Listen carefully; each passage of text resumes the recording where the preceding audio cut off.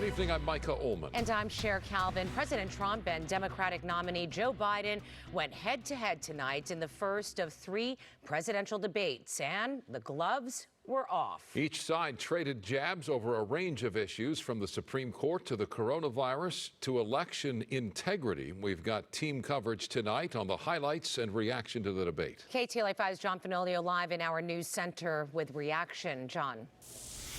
Sure, Micah, that's right. If you were hoping for fireworks and interruptions tonight, you were not disappointed. These 2 candidates do not like each other very much, and that was on display for all America to see. But as our political panel points out, it may not move the needle much.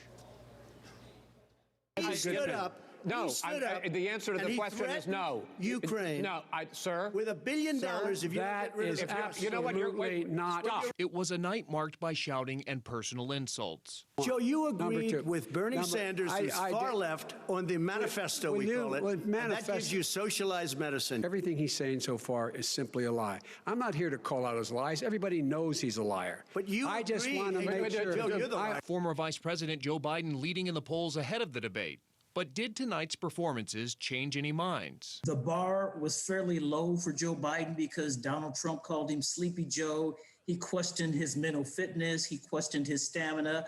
And all Joe had to do was show up and not fall asleep, and he'd do okay. Hanging over all of it, the coronavirus pandemic and health care. Between 750 and 1,000 people today are dying.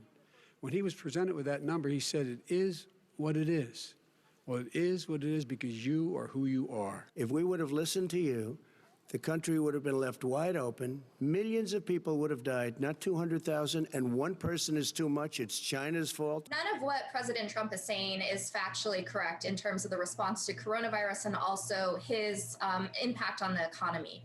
So 2 things here. 1, through the Affordable Care Act, more Americans, including Americans of color, had access to insurance coverage. Joe Biden was correct to bring that out and say people need coverage. There were also tense exchanges over race, policing, and protests. Are you willing tonight to condemn white supremacists and militia groups and to say that they need to stand down and not add to the violence in a number of these cities, as we saw in Kenosha and as we've seen in Portland? Sure, are you I'm prepared to do specifically that, but do it? Well, go ahead, sir. I would say almost everything I see is from the left wing, not from the right wing. So what are you saying? I'm willing to do anything. I want to see peace. Then do it, sir. Say it. Do it. Say it.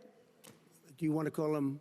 What do you want to call him? Give me a name. Give me a white name. Supremacists and who would you like me to condemn? White supremacists and right Proud Boys, stand back and stand by. Donald Trump missed an opportunity with condemning white supremacy, and Joe Biden called Antifa a movement, not an organization.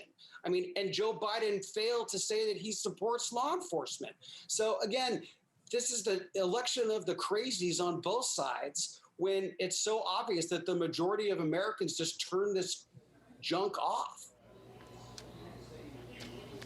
Anywhere from 3 to 11% of voters remain undecided. That's according to the Washington Post. Now, that number may not sound like a lot, but as we know, as we learned from the 2016 election, those undecided voters can tip the scales in those critical battleground states. I'll send it back to you in the studio.